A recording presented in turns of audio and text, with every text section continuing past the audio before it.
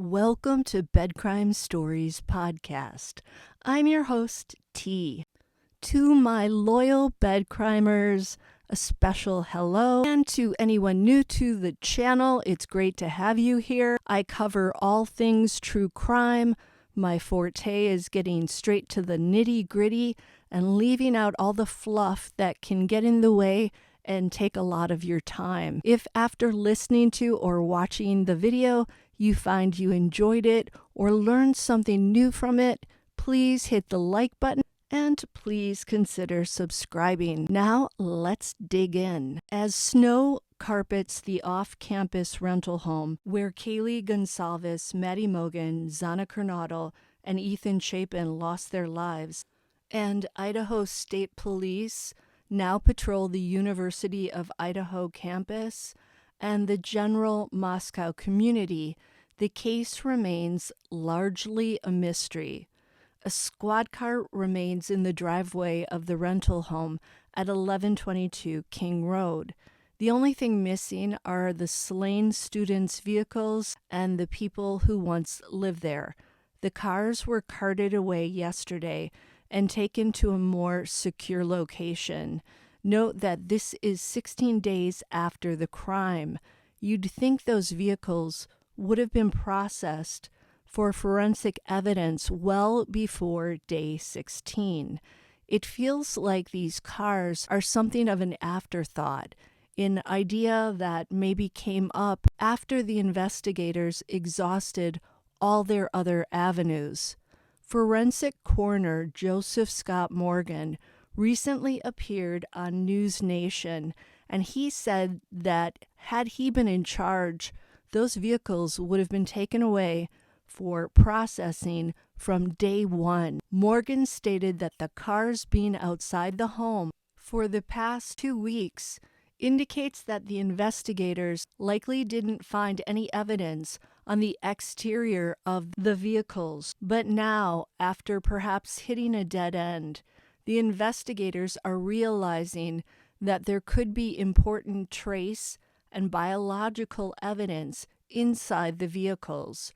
Morgan brought up the possibility that the perpetrator could have been in one of those vehicles at some point.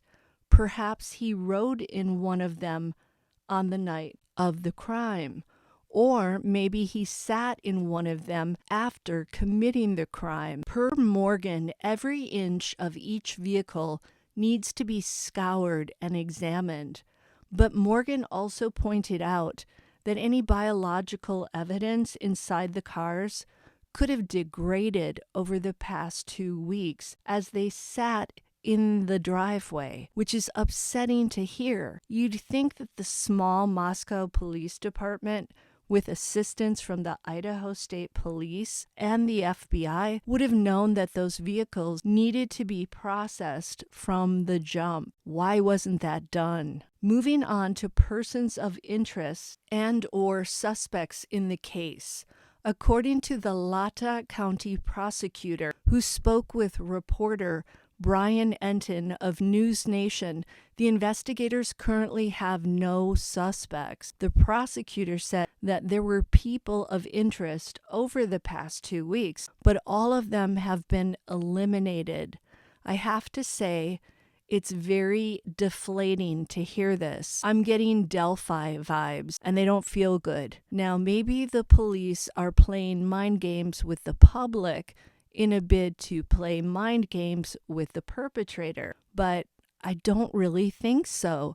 I'm getting the feeling they really have no potential persons of interest on their radar at the moment. Brian Enton from News Nation, who is currently in Moscow, reported that he's heard that the investigators are in no rush to open up the girl's rental house and release it from being a crime scene.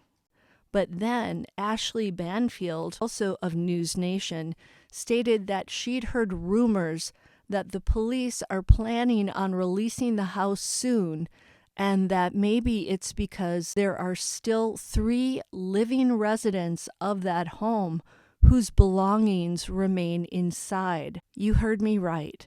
3.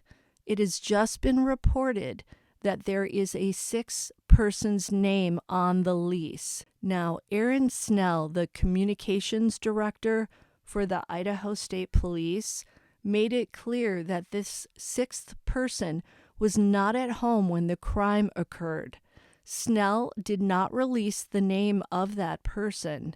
Now, early on, I told you guys about the 40-year-old son of the home's owner, and that 40-year-old guy was listed as living at 1122 King Road.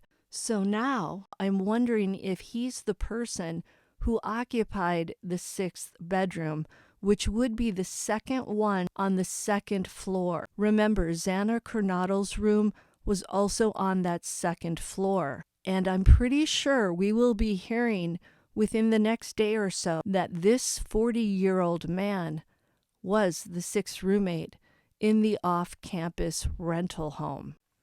It would seem likely that these three remaining roommates are probably eager to get back into the house only because they want to get their belongings and then get out of there and never go back. I cannot imagine anyone wanting to live in that house ever again. I hate to say that, but honestly, it's going to have the same bad juju feel as the house Shanann Watts and her daughters lived in with Chris Watts, although I heard that that house just recently was sold. On the University of Idaho campus, at least one sorority house has now hired ex-military security guards to stand watch 24/7, and students are being encouraged to walk in pairs when out and about.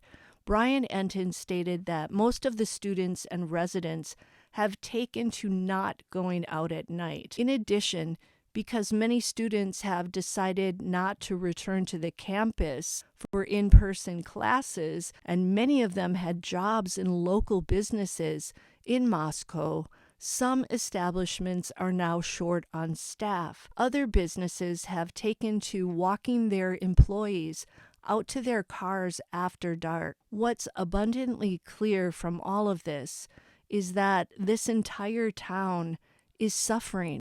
It is not the same as it was prior to November 13th, 2022. It's small town. You don't have to lock your doors. Innocence is gone. And no one, except maybe the perpetrator, feels safe there anymore.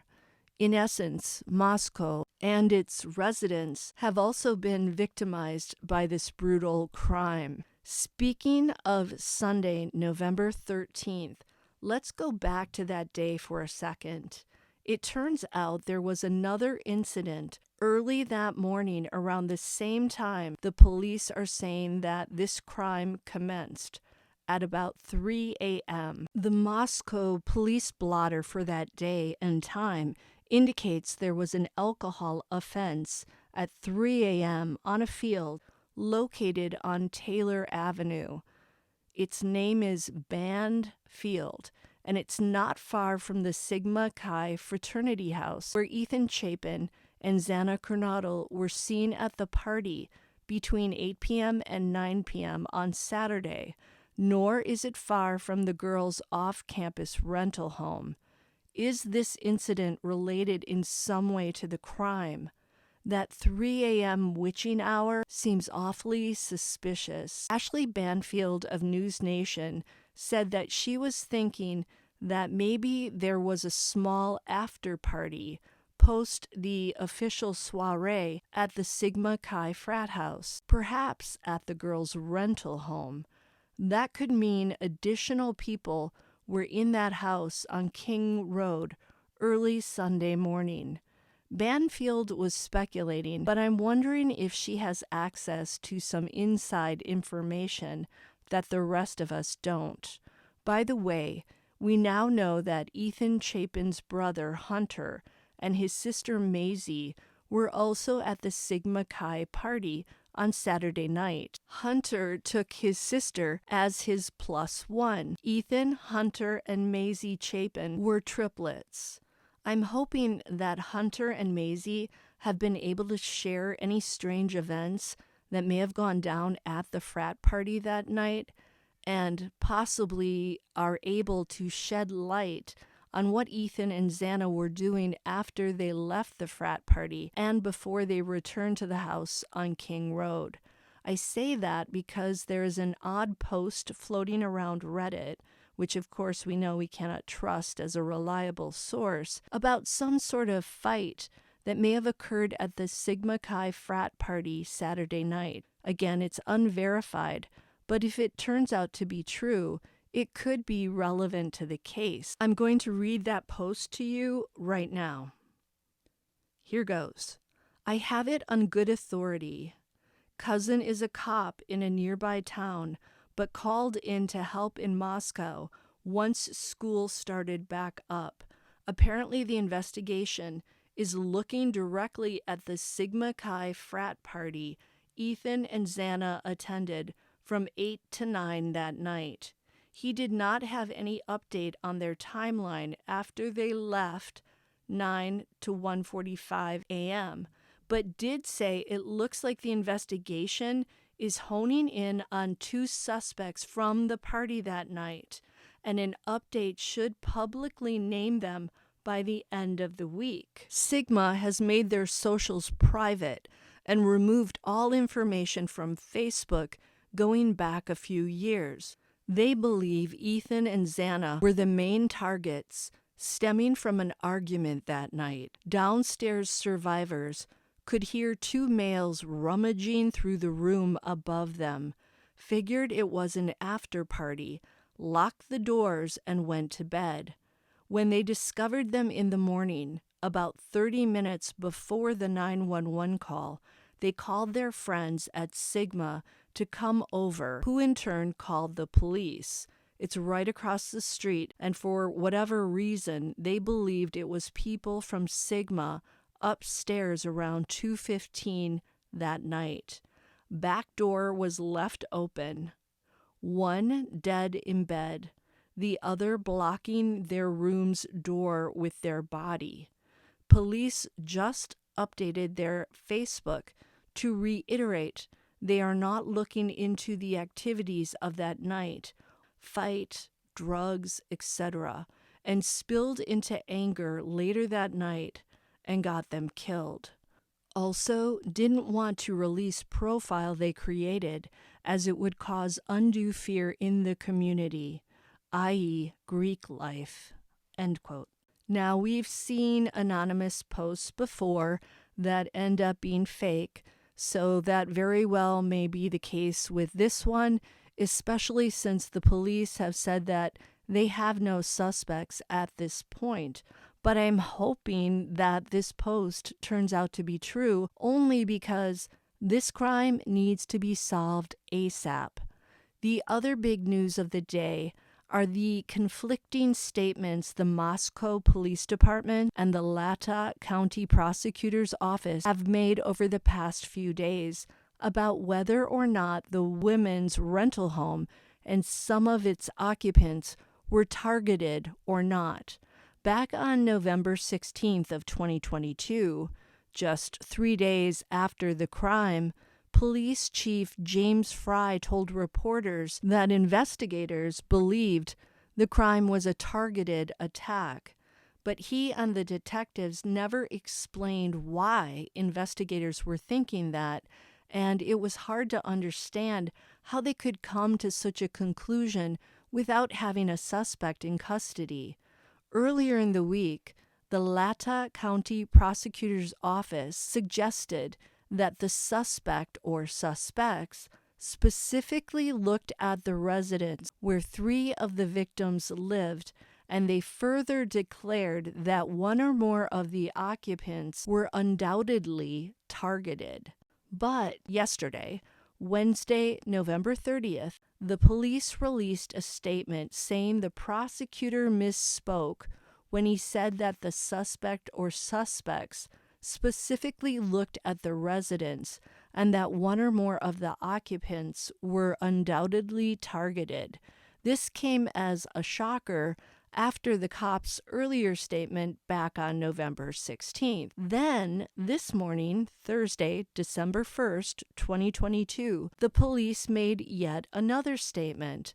This time, they said that they still believe the attack was targeted, although they haven't yet concluded if the target was the residents or its occupants. So it sounds like they are unclear as to whether the perpetrator decided to hit that house because it was an easy house to prey upon, or if he hit that residence because he had targeted one or more of its occupants. Clearly, these entities in Moscow are not used to dealing with a crime of this magnitude, and they have some loose cannon voices out there who are not chatting with the others before they make statements. It's like when the coroner talked about the crime scene and the object used in the crime. She probably should have met with the Moscow Police Department prior to making those statements. Hopefully, they will create a system where all entities can be on the same page so that information doesn't leak out, and the information that does come out is uniform across the page. We've seen how that particular rental home is located on a property that makes it ripe, in a sense, for an attack.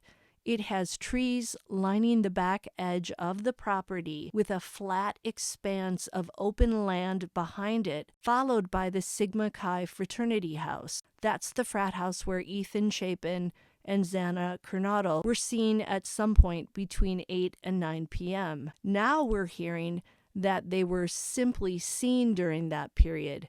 They were not necessarily at the party from 8 to 9 p.m. Note that the walk from the Sigma Chi fraternity house is a short distance, and those staying there can actually see the girls' house at 1122 King Road from some of their windows. I have felt that it's likely that Ethan and Xana maybe walked to the party that night and then walked back home. Although it was a chilly night, hovering around 27 to 28 degrees Fahrenheit, and Ethan's red Jeep was parked in the parking area outside the rental home.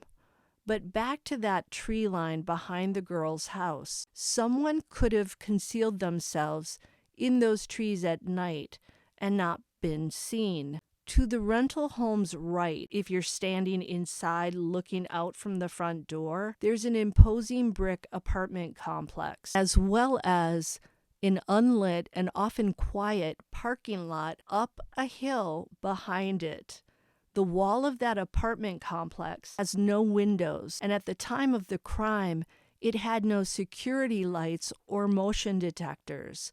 So at night and in the early morning hours, those two areas, the area paralleling the girl's home with the quiet, isolated parking lot, and the area behind the rental home with the trees, were both pitch black, save for an occasional car, maybe, pulling in or out of the parking lot. Jeremy Reagan, a guy who lives in the apartment complex next door to the girl's house, said that if someone were hiding in the trees at the back of the home at night, that person would not be seen by anyone walking in the area because of the darkness.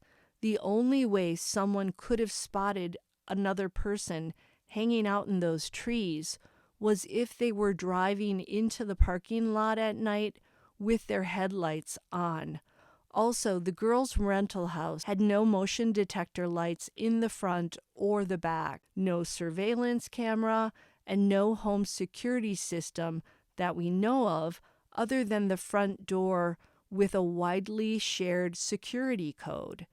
Brian Enton spoke to residents around there, and they reiterated that the girls' house was definitely a party house, and there were parties there pretty much every weekend with all sorts of people coming and going. The perpetrator likely had taken note of all the location details before committing the crime.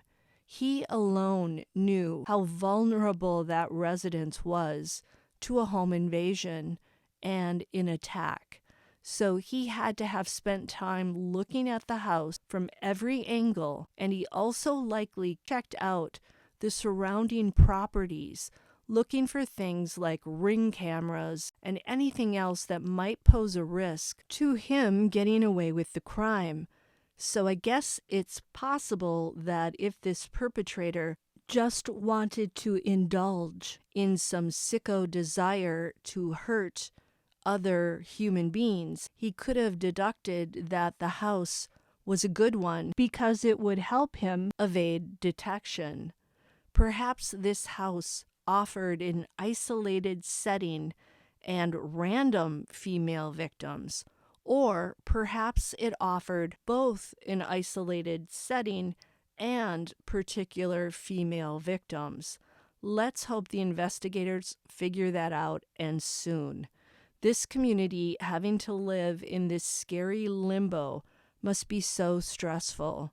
But while the house is semi-isolated by virtue of its setting, the house is in a densely populated neighborhood, and it's on a cul-de-sac with one way in and one way out. It makes you think someone had to have seen something. But then again, the crime occurred at a time when most people were sleeping, and as we've seen, there don't seem to be ring cameras anywhere around those places. I do feel that the narrative behind the scenes with the investigators is that there was one male perpetrator who carried out the crime with one sharp-edged object. If there had been more than one perpetrator, the student's wounds would likely make that clear, because two perpetrators would likely use two different objects, with each object leaving different-looking wounds of different depths. Of course, it's also possible that multiple perpetrators shared one sharp-edged object, or multiple perpetrators each had the exact same sharp-edged object in hand. Brian Enton is finding it hard to get people in Moscow to talk about the case, the victims, and the events of that Saturday and Sunday in mid-November. The fraternities and sororities seem to be on some sort of lockdown, and nobody's talking. People Enton approached at a local Moscow bar told him that the police have told them not to talk to the media. Yesterday, the University of Idaho held a candlelight vigil for the 4 students. During that vigil, we learned that Kaylee Gonsalves and Maddie Mogan were in the same bed when the perpetrator attacked them. I believe that this may have been a slip of the tongue. Kaylee's father, Steve Gonsalves, shared that information when talking about the special bond that Kaylee shared with her best friend, Maddie. He said, and I quote, "They just found each other, and every day they did homework together, they came to our house together, they shared everything.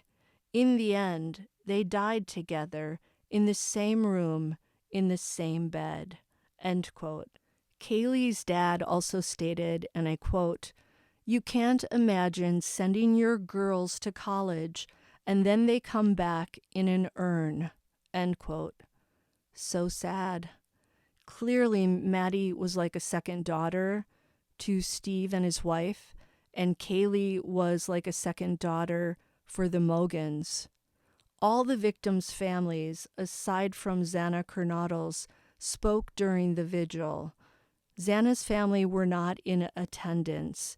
Ethan's mother and Maddie's dad were particularly eloquent, and it was easy to feel the full weight of these families' losses. It's easy to forget at times that these are real people and that this horrific crime really happened. It's not some sick plot twist in a horror movie. Ethan's mom, Stacy, said, and I quote, "The circumstances that bring us here tonight, they're terrible. The hardest part, we cannot change the outcome." End quote. That really cuts to the heart of the tragedy. It cannot be undone. Ben Mogan, Maddie's dad, talked about his daughter's love for live music, her strong work ethic, and how grateful he was that Maddie was able to experience the love of a boyfriend before she departed this earth. Maddie is the Mogans' only child. It's devastating that they cannot grab hold of another child to find comfort. You can bet that the police had detectives in plain clothes embedded in the crowd to see if anyone was acting strangely during the vigil. Many believe it's likely that the perpetrator attended it. How scary is that? At this point, the town of Moscow remains traumatized. Hearing of a crime where 4 students were ambushed very early in the morning with a sharp-edged object, and knowing the perpetrator is still out there, is likely making it hard for the residents to sleep. Guys, let's pray that this crime gets solved quickly. The families, the University of Idaho students and staff, and the residents of Moscow need quick resolution so that they can commence healing, grieving, and living. Until the next time on Bed Crime Stories, do me a favor, please smash that like button, leave me a comment, subscribe to my channel, share the video, and please consider a membership to support the channel.